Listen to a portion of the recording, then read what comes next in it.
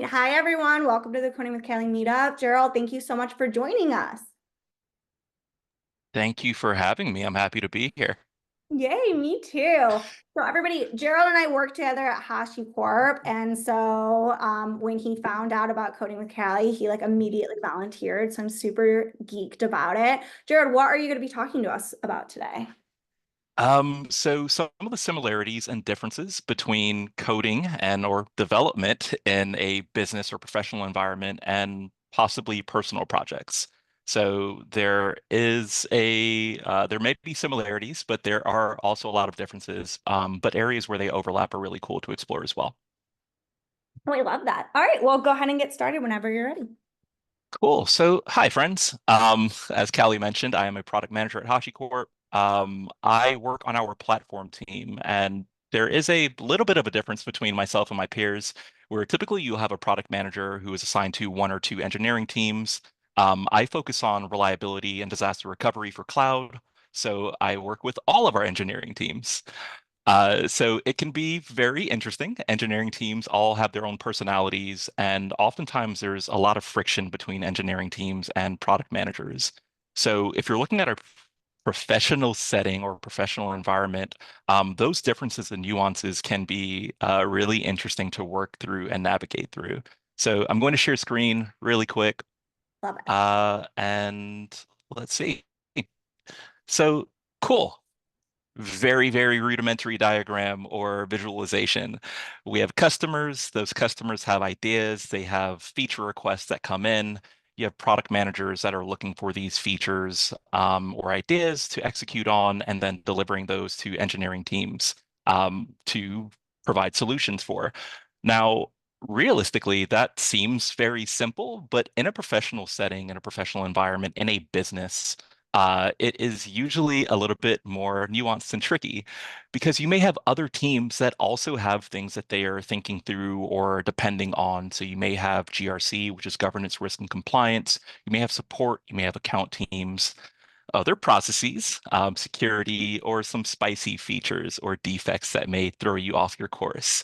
And I believe, Justin, you had mentioned regulations impacting some of the work that you had delivered on before previously as well. So in professional Yeah, environments, these are typically things that product managers have to consider, right? It's not just deliver feature, but what are the ramifications of the thing that I'm working through? And does the team that is executing on this thing have enough information to actually deliver a solution? And that was one of the very first things I started speaking to engineering teams at HashiCorp about when I joined, right? Does this make sense to you? If I'm writing a requirement, does this make sense to you? And can you tell me what your perception of this requirement is? Because I need to make sure that we're on the same page so that the thing that you're building, the thing that you're delivering, actually solves the problem that we're trying to solve. But there are also, also, yeah, go ahead. just to quickly chime in, I can definitely attest to some of that with with that project I mentioned at Amount. Yeah, I had to read all the government regulation myself. I am very grateful that I have a second major in actuarial science and Amazing. had seen a lot of it before.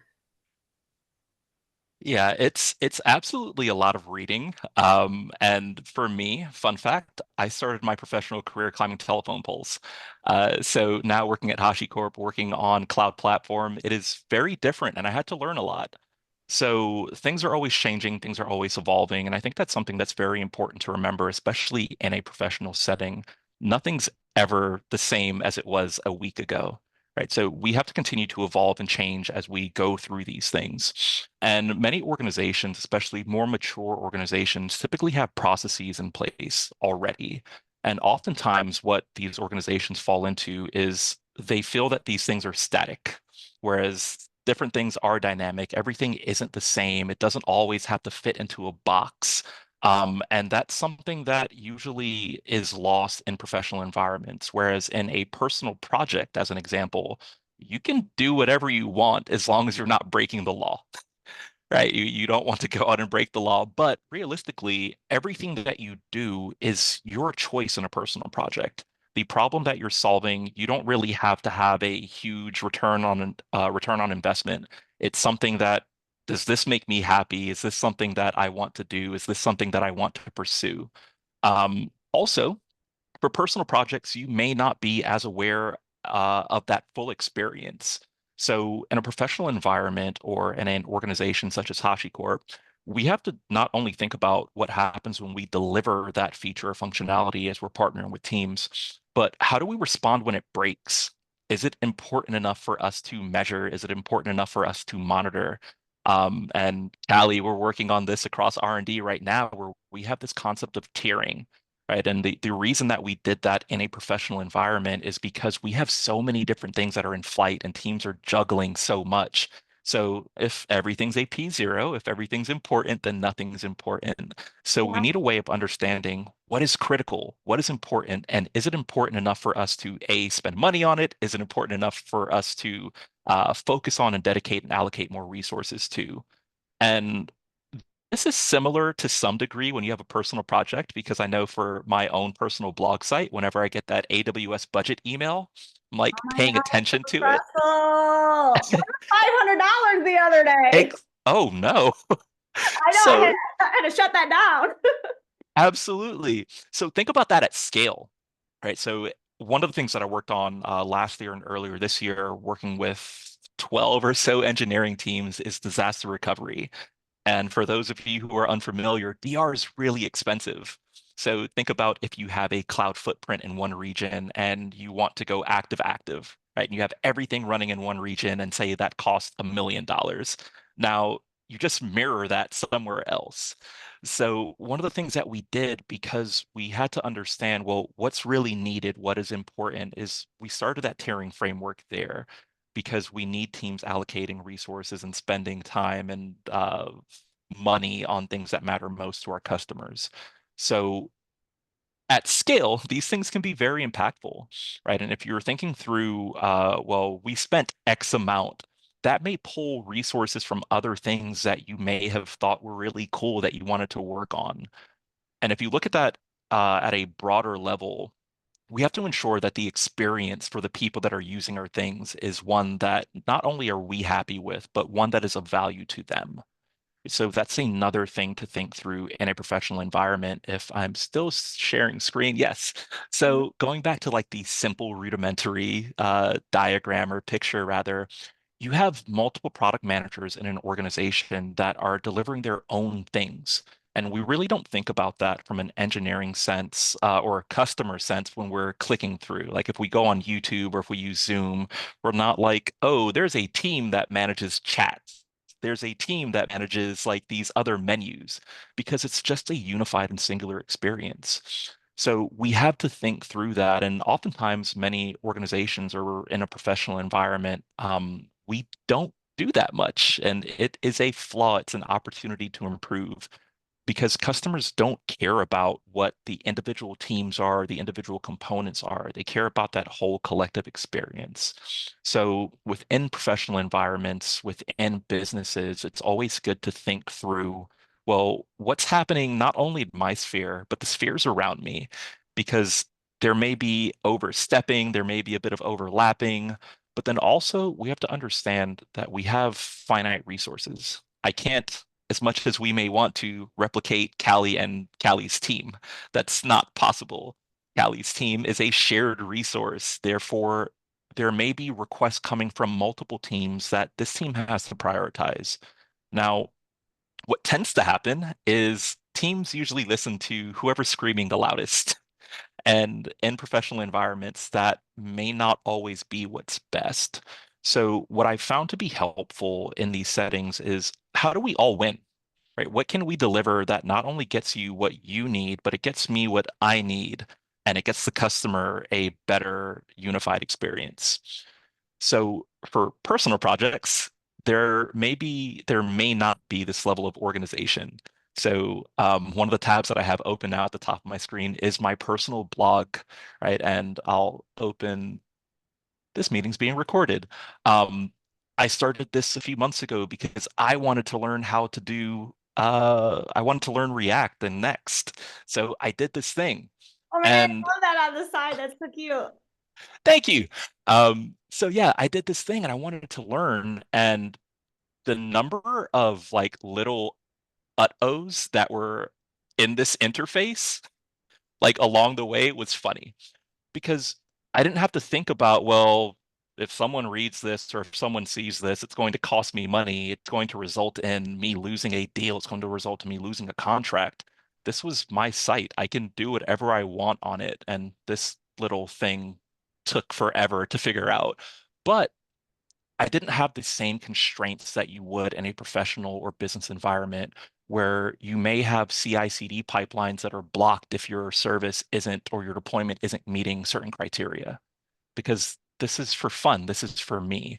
So within professional settings, we really have to think about big picture and the impact that the decisions that we make have on others around us.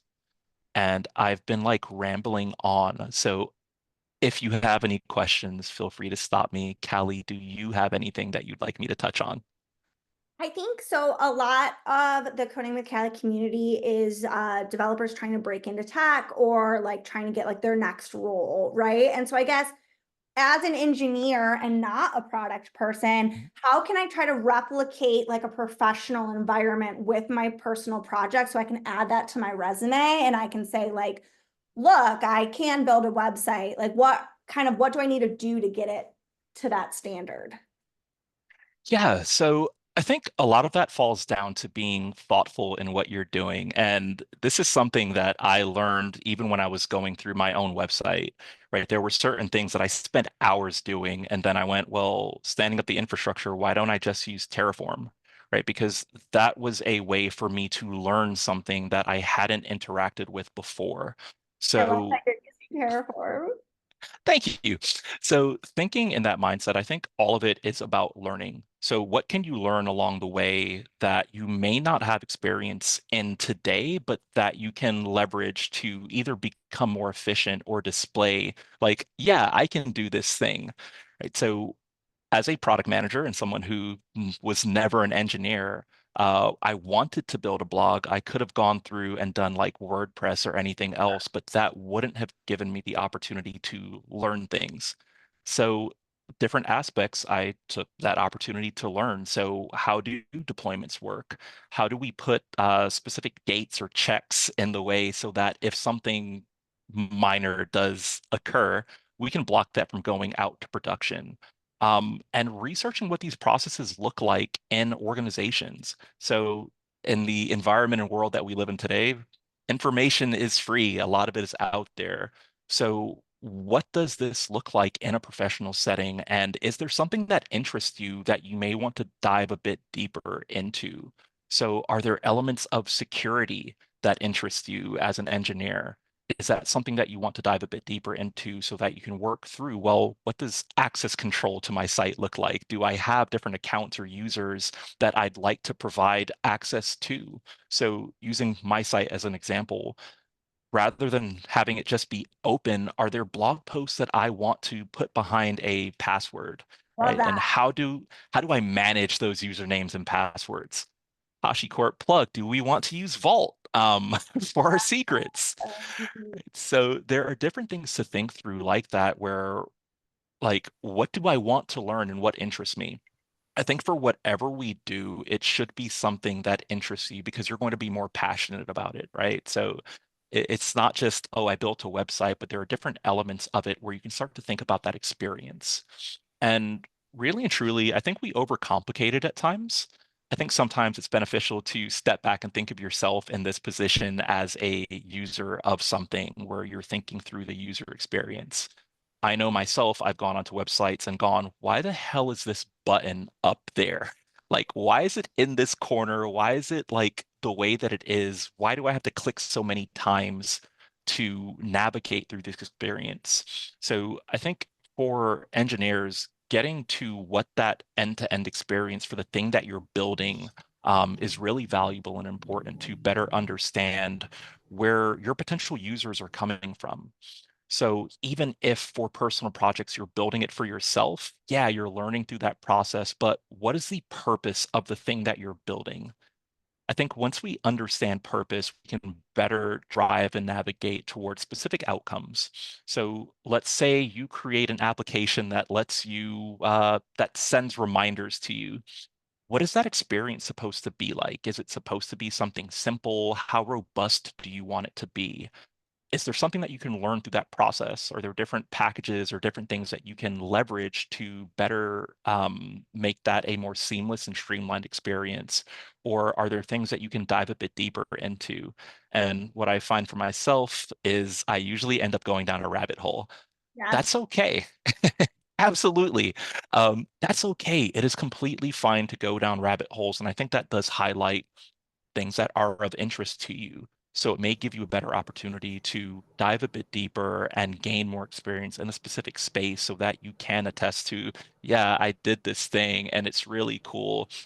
And Callie probably hears me speak about this at work all the time, but I never shut up. And it's because I'm passionate about the things that I'm speaking about, right? So speaking about reliability, speaking about the customer experience, speaking about the impact that the decisions that we make have on other teams and what that means for customers, right? Those things are really important to me. So I think finding those spots where you are going down a rabbit hole, that's completely fine. Or Um, for me, for me, one of those rabbit holes is sorting algorithms. mhm. Like, Get it. I I actually started on this all the way back at an internship because the lack of multi-level sorting in Epic's UI bugged me, and I actually went like an entire week-long side project addressing that.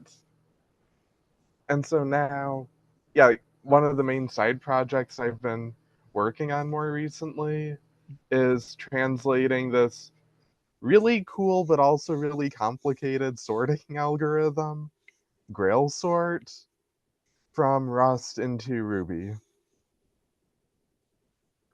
Okay. That's awesome. I think those things are really cool. And I had someone ask me a few years ago a question that has always stuck with me, and it was, "What is your superpower?" Ooh, Right? Like, what is your superpower? Everyone has those things. And what's really cool for me is I love when I work with an engineering team or an engineer, and I can tell that they're passionate about the thing that they're speaking about. And they usually will plug themselves into this thing and they have that superpower, that thing that they're really good at. And how does that relate to the work that they're doing? I feel like my job as a product manager is to provide them space to leverage that superpower to do really cool things. Right. So, that Justin, to power. the, what was that? That your superpower. Probably something like that. I like helping people. I like seeing people grow. I think mine is placing people in the position that they can shine. And that's something that's really important to me. So I think finding that passion, just as with anything else that you do in life, you're finding something that you're passionate about, you're more interested in doing it. I saw someone that I worked with had posted, "Make engineering fun again." Right. So I think in these professional settings, we have a tendency to, in different environments, have a top-down approach where everything that we do, everything that we deliver is from someone from leadership. Like, do this very specific thing. Right. So there's less control in these spaces, and people will start to get into this repetitive, just every day I'm going to come in, I'm going to get into Jira, I'm going to pull a ticket, I'm going to do something that I don't care about, and then go on to the next thing. That's not fun. That's how you get burnt out. And I think that's what's really cool about some of the personal projects that we take on is we Oh, pick them up when we're ready. We pick them up when we may be bored with something else. My calendar at work looks horrible. And with my off time, I decided to stand up infrastructure and create a website from scratch. Some may, including my wife, see that as, no, that's work. You're not taking a break. But for me, that personal project was a way for me to learn other things. And my brain went to, I'm not doing like a PRD and writing requirements, but I'm doing something where I'm able to learn and go down those rabbit holes. or also, if I can show my screen for a bit, I actually have an example of Absolutely. making coding fun again. Like, this is from. Wait, just need to. Yeah, this is from that sorting project I was working on, and yeah, I'm even drawing ASCII art in the comments to help explain things. Yeah, I know. Whoever uses ASCII art in comments anymore? That's really cool. Love it. All right, what other questions do we have for Gerald?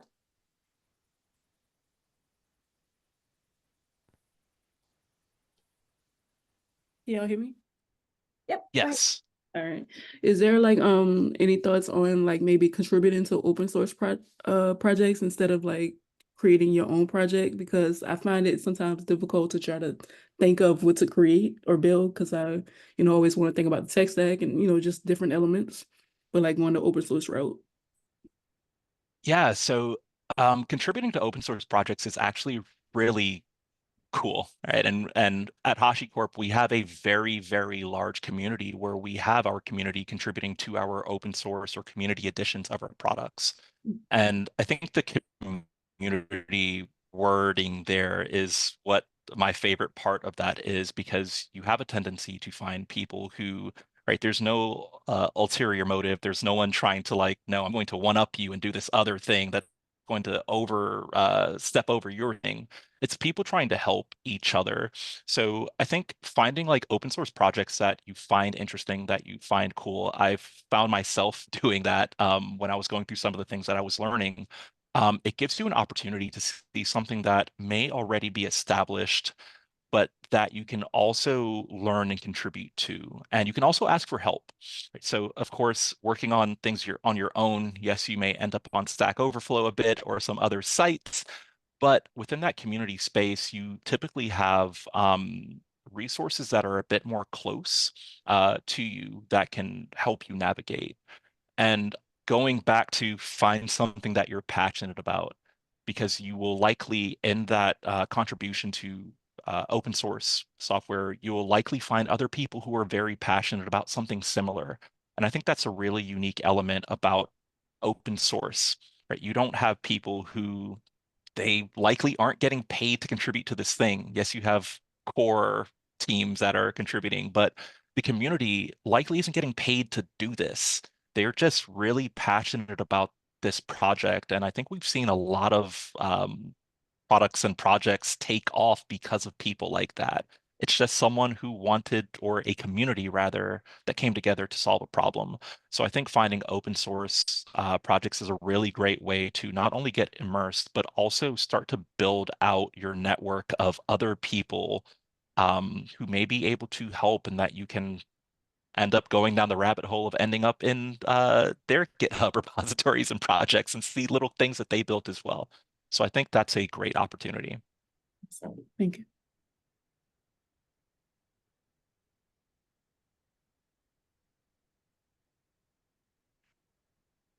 All right, Martin has a question. Any advice for job interviews when we get questions about building products beyond the technical things we normally think about? Yeah, so I think for that, going back to thinking through the full experience. At the end of the day, businesses are going to business. They want to make money. But the way that they do that is by understanding what their users want. So I think going beyond the technical aspects, I don't think they're mutually exclusive, right? I don't think I'm going to speak about the technical aspects, and then I'm going to speak about the user experience. But where do those things overlap? How did we leverage our technical skills and abilities to make a user experience better? How do we make these things more efficient? I think for me personally, what's really interesting is I somehow landed at HashiCorp without being a highly technical person. And that's primarily because of my value of user experiences and going back to just wanting to help people. So I think for those, highlighting what is the overall user experience that you helped influence or you helped navigate through is really important, because it places that into perspective for an organization. Like, this person's passionate about this, and they use that passion to help people by XYZ.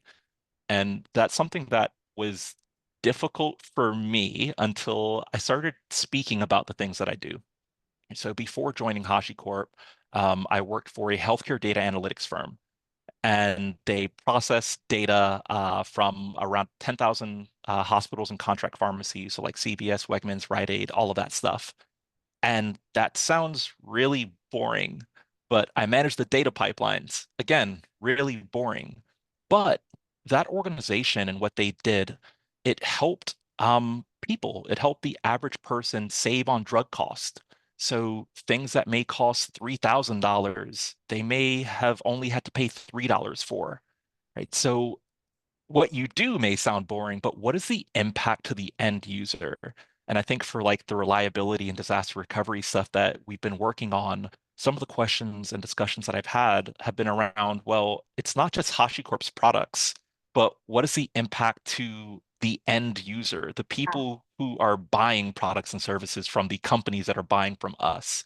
Like, what happens if someone goes somewhere and they swipe their debit or credit card and that doesn't work because vault's down? Like, what happens then? And for the previous example of like the data pipeline stuff, I don't think any of us really think through when we're going to pick up a prescription, like what are all the background processes that happen? You're just given a total and you pay that total. But if that software that I worked on broke, what happens if you're really depending on this thing and you're expecting to pay $3 and you're told 300, 3,000? That'll really mess up your day. So highlighting what the impact that you have driven or that you desire to drive for overall user experience, I think is something really important that goes beyond technical, but still can leverage your technical skills or technical outcomes to influence as well. That's awesome. I'm curious. I struggle with when I don't understand something, I want to like rabbit hole and deep dive until I like understand every single thing. So sometimes, especially at HashiCorp, I have like the fire hose stress of like, I'm like, there's so much coming at me and I don't know what to grab onto. For you not coming from a technical background, how do you like decide where to like draw the line and like this is how much I need to know to add to the conversation versus like I need to know more. Like, yeah. Can you talk more about that? That can be a fun one. So HashiCorp is large. There's a lot going on. I think what's really important is getting an understanding of what people care about the most. So what comes up in conversation the most, what comes up in discussion the most, and what do I need to know to be able to contribute to solving this problem? Like, Okay. what is the root of the problem that we're trying to solve, or what is the root of the discussion that we're having right now? And what do I need to know to contribute to that? Right? Because there's always going to be 10,000 different things out there, millions of things out there. But what do I need to know to be able to place this brick, right? Rather than building the entire wall, what do I need to know to place this brick? We can all come back and add more bricks on top of that. But focusing or honing in on, well, what comes up most in conversation? What are people asking for the most? Or is there something that is blocking us from proceeding to the next step? Right. So that's one of the things that we're working on with one of the areas that I'm working through right now with the team or partnering with a team on. Well, we've asked a lot of teams to do something, but there's something small that's blocking them. Okay. Once we deliver on that very small thing, they can move on to everything else and the floodgates open. So do we think about the big picture in the sense of, well, there's everything that these teams need to do, or do we think about that one thing that's blocking them so they can proceed? How do you So get to the point where you find that one thing that's blocking them? Like, what's your kind of toolbox for that? ask. I Okay, so think that's a lot of questions. ask questions. And that's something that one of my old VPs taught me. In many cases, you'll end up in a situation where people are just speaking and they don't know the answer to a question. And it's okay to not know the answer to a question. So in those situations, ask, because people are going to respect you a lot more if you are willing to say, hey, I don't know this, but I'm trying to understand so I can help you. Like, help me help you. So ask those questions to better understand, well, like, what is the most important thing right now? And sometimes you even regardless of your role, whether you're an engineer, whether you're a product manager, having that ability sometimes allows you to draw conversations in. And you'll learn that in many of these conversations, you'll go off into these tangents, and typically because we're human, right? The history of a decision will come in, or this person's disagreement with this person. What are we trying to do? What are we trying to do? Who are we trying to help? Do we have enough information to help the people that we're trying to help? So yeah, there's a lot out there, but what's the most important thing to focus on right now to help us get to the next thing? So ask questions. So my next question would be, what do you do when you ask that, you try to figure out what the most important thing is, but then everyone disagrees as to what that most important thing is? How do you navigate that? For that, for me, a lot of it is going back to just basic thoughts. And I actually wrote a blog post recently, and it includes asking why, right? Asking why. And I used to have someone who was a coach at AT&T when I worked at AT&T, and it would bother me so much because they would ask me why, and I'd give an answer, then they would ask me why again, and then I'd give an answer, then they'd ask me why again. Sounds like my And of it. yes, but what it taught me was that the initial conversations or initial reasons that we typically give are usually not the core concern or the core thing. They're usually convoluted by our personal feelings, our personal opinions, other things that we think, things that are right in front of us. So it teaches you to get down to the root cause. So if everyone's disagreeing, number one, let's ask why. Like, why are we disagreeing? Because there's typically a fundamental reason as to like what the root problem is, but everyone has a different way of solving that root problem. And I find this often with my engineering partners because I have some that may be principal engineers and I have some that may be leads or staff engineers. And everyone has different opinions on how to solve the problem. Yeah. And usually that will result in like that friction that exists. But going back to what I just said, everyone has different solutions to try to solve the problem. We can typically agree that, yeah, there's a problem that we want to solve. What we disagree about is how we want to solve that problem. So trying to get down to the root of it and going back to like, how do we place this individual brick and then build on top of that? What are the common things that we can do that will help us solve this problem? And then we can take some of your idea and some of your idea and build on top of it. And sometimes you may have to use different methods of getting someone to understand where you're coming from as well, right? So a thing that we've been doing at work now, hey, this thing that you've been working on for the last year, you've been saying it's really important. So cool, we agree that it's really important. We need you to do this other thing that is really important. You can't now say that your thing isn't important or valuable or valued by customers. So, like, we agree that it's important, right? Well, how do we help customers? I have my thoughts on how to get there. You have your thoughts on how to get there. We both want to help customers. We agree on that. So, rather than not going anywhere by butting heads, how do we get down to the root of the problem and understand that, hey, let's start small. I think that's another very important thing. Like, let's start small. We don't have to boil the ocean. We don't have to do all of the things at the same time. Start small and build on top of that. Okay, I love that. So I feel like a common theme that we have of like guest speakers is honestly soft skills in engineering comes up a lot. So I guess what would be like, if you could pick like the most important soft skills for engineers to have that makes it easiest for you to work with them, or I guess what are some like red flags too? I think communication is really important. And yeah, it's a very simple thing, but oftentimes that lack of communication or the ability to communicate and ask questions and just take information in can be detrimental to the success of a project, right? And one of the things that I try to do with the engineering teams that I partner with is try to get them in front of customers, try to get them in front of the people that are using the products that we're building, because it's one thing to hear it from the product manager, Mhm. but it's a completely different thing to hear it from the customer, from the person who's being impacted.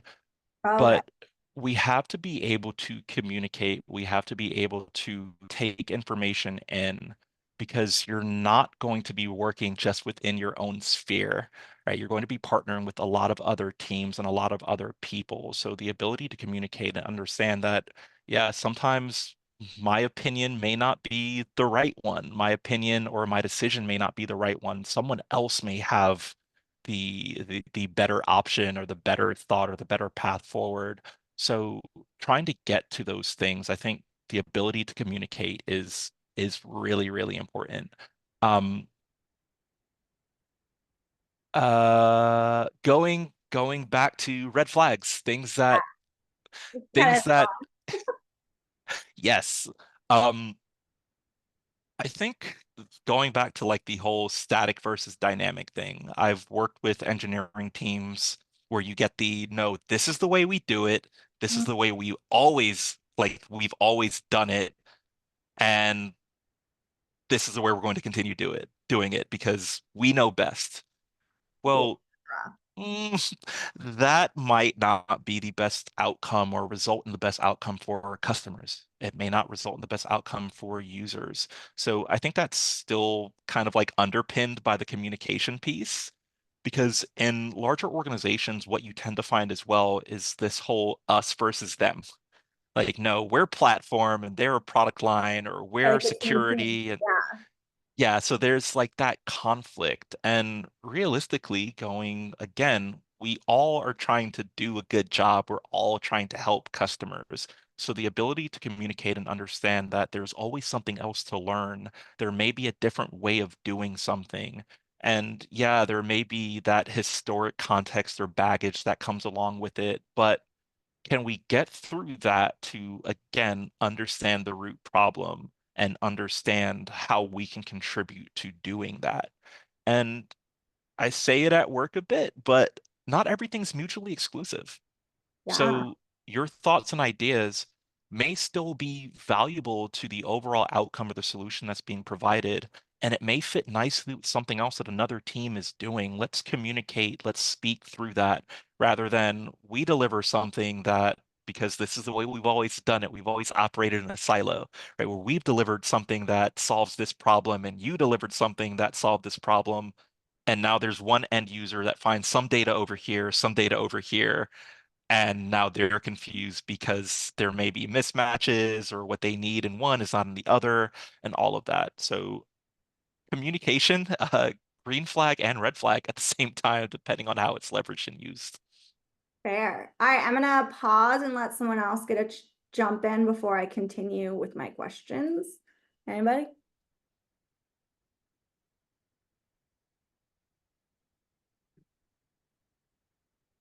Try to do my teacher pause. All right, I will keep going. I am very intrigued about your background and your career progression. So I don't know, like I saw there was a pretty long timeline there. So I don't know if you want to go into all of it. I think I'm just like super intrigued about like what about reliability and like this role was like exciting to you? Like what made you want to work with all of these teams and specifically in reliability? Um, that was a very long, or it felt long, but it was probably a compressed timeline.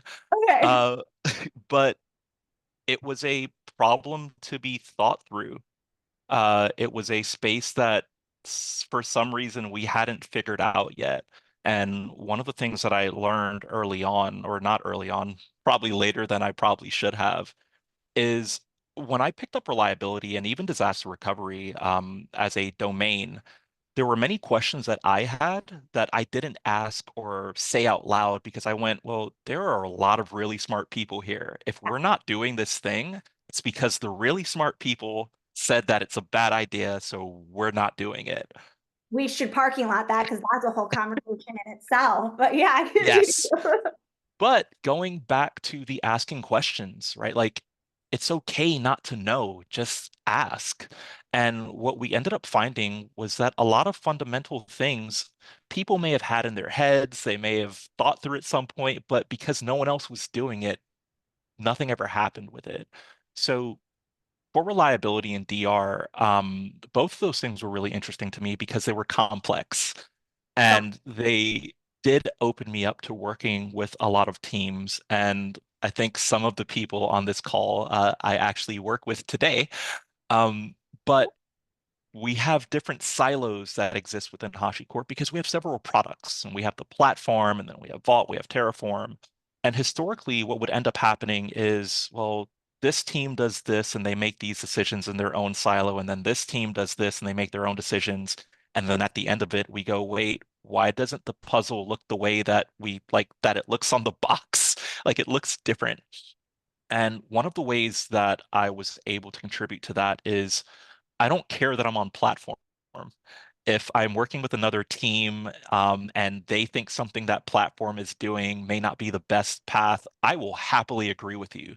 Now, what do we do to get us all to a collective better state? So for reliability and DR, helping people is also another piece of that. So the example of what happens if you're swiping your debit card and it doesn't work, that's an example that I use to get buy-in for the reliability work that we're doing at HashiCorp now. And that is for all of R&D, right? That's not just one team, that's every engineering team, especially in our cloud division that's working on reliability. And one of the arguments was, well, it's not just about our customers, but their customers as well. And we see situations where things like CrowdStrike, right? That whole thing that happened a few weeks ago, where people who don't operate in this space may not have ever heard about CrowdStrike. But if you didn't, now you have, because something like that happens. And before joining HashiCorp, I never knew what HashiCorp was, never knew what Terraform was, never knew what Vault was. I had no clue what any of these things were. I joined HashiCorp for the culture, right? So I went and was reading about companies that have the best culture, and HashiCorp came up. No clue what the company did, and then got in and heard the CEO go, HashiCorp runs or backs the most important businesses in the world. Like, yeah, all right, cool. And then hearing about everything that we contribute to is really what has kept me here, as well as the people that I get to work with.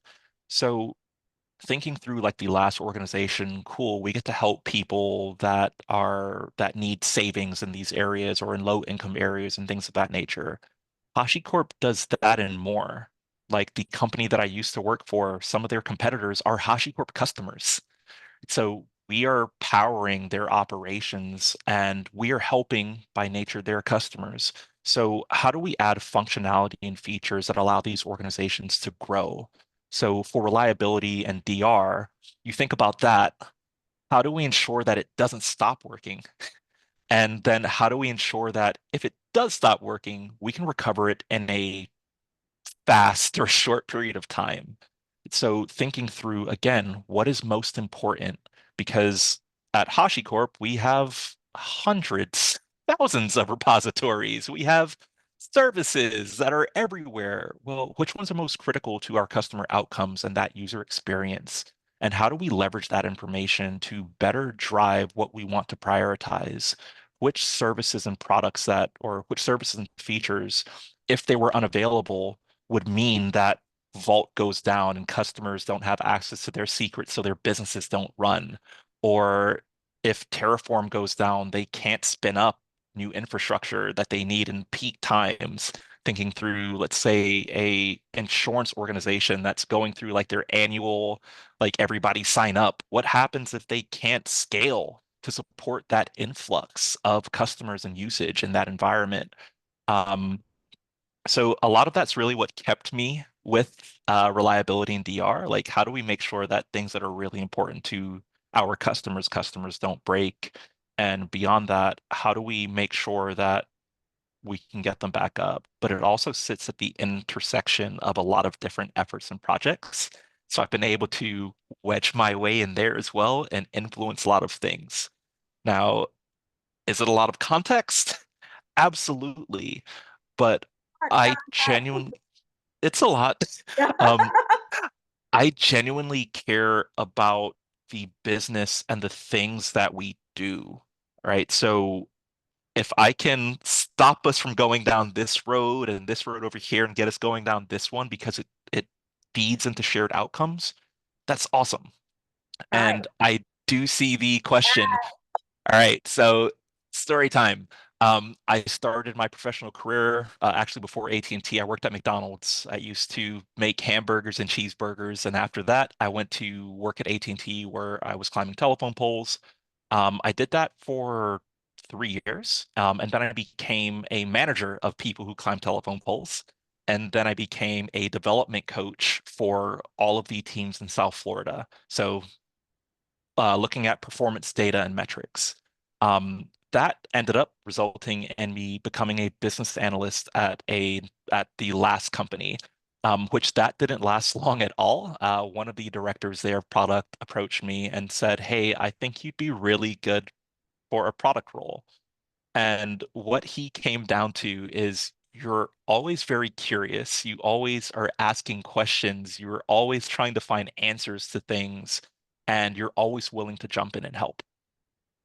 And that is something that has carried me to where I am today after the business analyst role. After a couple months, I became a PM. And I was responsible for managing the data pipelines for all the SaaS offerings. So no data in and out means no products. And that was trial by fire. He just slowly stopped showing up to the calls, like where I was supposed to be shadowing him. But just before that is when he told me, "Hey, just say you don't know.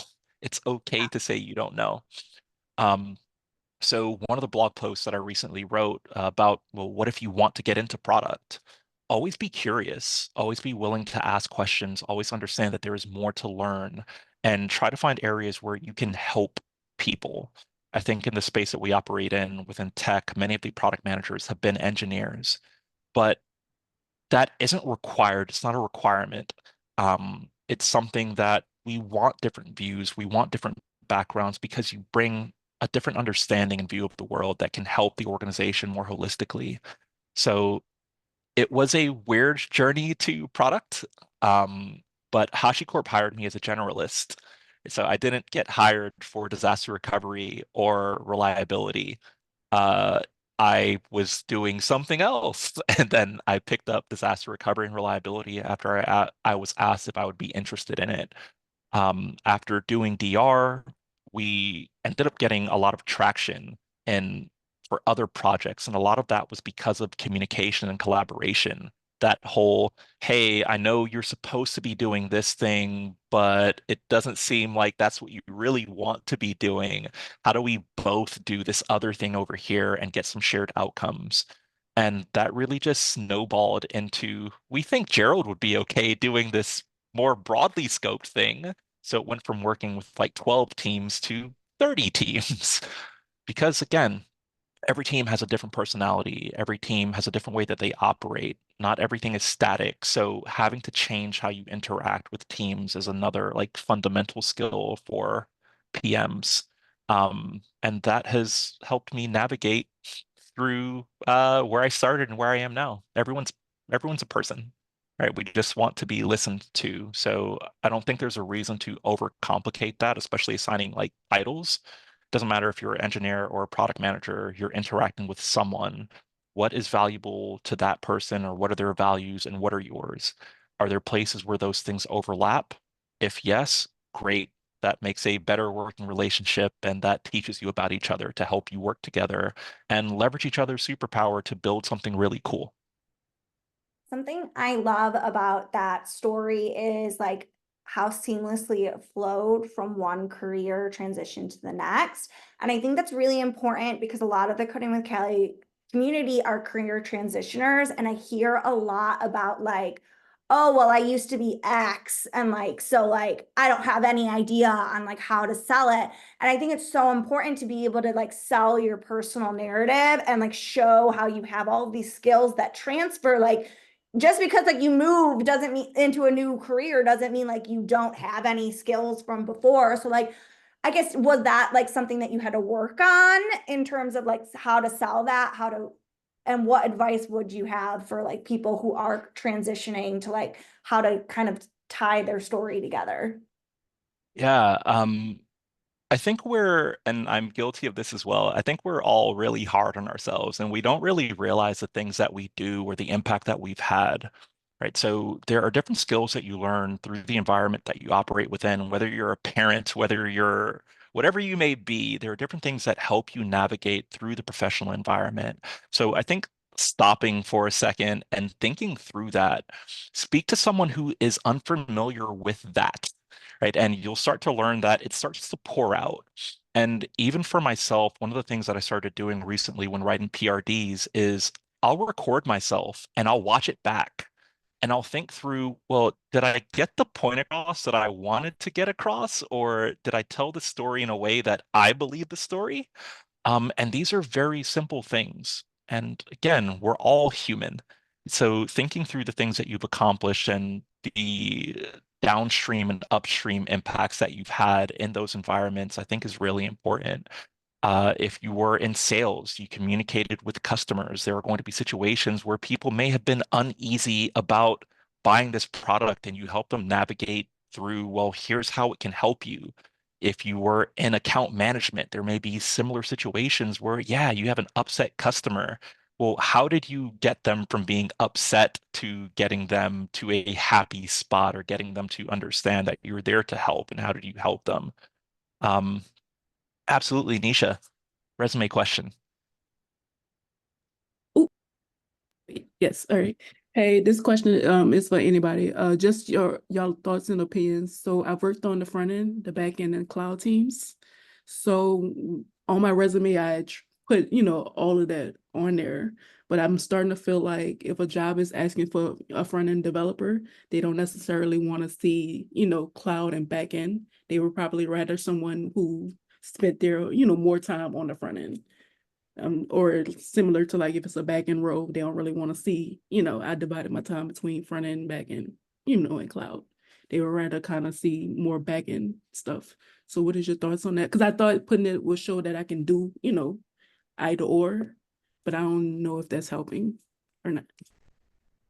So I had multiple variations of my resume, depending on the type of job that I wanted to apply for. And I think with front end and back end experience, again, what is that full user experience like? Because cool, front end exists, but there are different areas of back end engineering that contributes to that front end experience, right? If we think of something basic like, let's say, latency, right? If you're working on the back end and there are multiple API calls that occur for the user to be able to do a thing, your back-end engineering skills contributed to that user experience. So again, taking a step back and looking at how you contributed upstream and downstream can be something where you're able to highlight how your back-end experience influence front-end outcomes, and front-end outcomes can be something that's really helpful. Don't sell yourself short. You've done a lot of great work. So I think highlighting how that impacted the other things is really important. And it's not about your title, it's about the experience and the things that you influenced. Okay. So if I have back end bullets, it would be good to tie it in. Like if it's a front end role that I'm applying for, have my back end bullets kind of sort of tie into the front end aspect if I helped. And Yeah. that's right. Okay, thanks. I would draw in your because right, like as a if you're going to be a front end developer at this role, right, like you're going to deal with back end developers. So you could also like go through like I know how to work with back end developers because like I know I have experience working on the back end and like knowledge of the cloud. Most places are deploying things to the cloud, right? So like having a front end developer who knows how like what's going to happen when they push their code is like super helpful. But yeah, I would edit your resume to like reflect to like maybe like in your back end developer points, edit it to like show that you know the connections between like how that work will help you to this job that you go to. You'd also have a cover letter kind of explaining how everything ties in, like why you want this front end position, like how knowing about these other realms will help you in that field. Yeah, that's all. Thank you.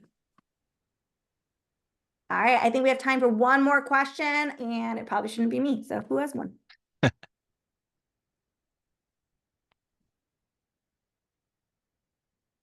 Seems like it might be you, Callie. Okay, I do have one. I definitely notice with every person that works at HashiCorp, the culture is something that gets talked about. And like why it drew us here. And I do think that there seems to be very similar, like not personalities, but maybe characteristics about like being super curious, wanting to ask questions, wanting to dive into something deeply, loving a complex problem. How do you, if you're like looking for a role, how do you kind of like maybe flip it where you're like trying to figure that out about the company and figure out like, is this company going to be a good culture fit for you? So I think there are like these silent cues or the passive cues that you can get. Like, what is their social media presence like? That is a good signal. You can also, again, ask. Before I joined HashiCorp, there were a few people that I reached out to online on LinkedIn. And for me, being a person of color, I haven't really been in environments where many people looked like me. I'm usually the only person who looked like me. So finding out from people who may share similarities to you about what their experience is like can be very helpful. And if you are from an underrepresented background or community, typically people may be more willing to connect based on that and provide information. But I think getting a sense of things like their social media presence or any articles that may exist or the way that they speak about themselves and their interactions with other companies can be very insightful as well. The type of language that they're using, are they using language that indicates that they are like part of a community, that they want to help people? Or are they the ones that set the standard for the industry and like they're the best of the best and nothing they do is wrong? I think a lot of times you can take these passive cues to get a better understanding of what the culture in the organization is like. For me, looking at reliability and incidents, right? How, like, what is incident management like? How much information does an organization provide about how they treat incidents and are they transparent?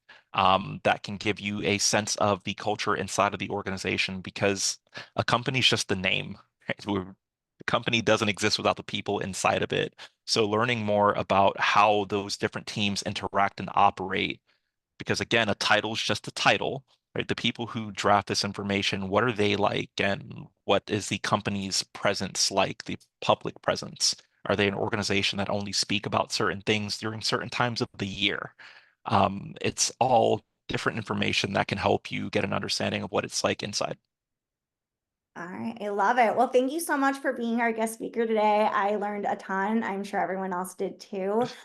Do you want to plug anything before you go? Maybe your website or something else? Yeah, I will drop it in the chat. There are blog posts there if you are interested, but feel free to drop by geralddagher.com and you can learn more about me and you can read some of the blog posts that relate to some of these questions, including culture and principles and product management. I love it. And are you okay with people reaching out to you on LinkedIn or anything like that if they are? Absolutely. I will also drop that link. Yeah, I'll drop that link really quick, but please, if you have any questions, feel free to reach out.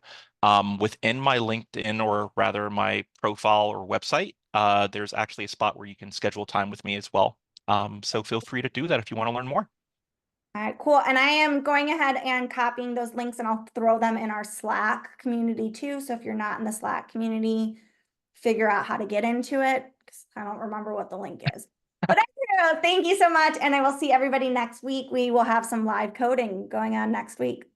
Thanks again. Awesome. Thanks, Callie. Thanks, everyone. Bye, everybody.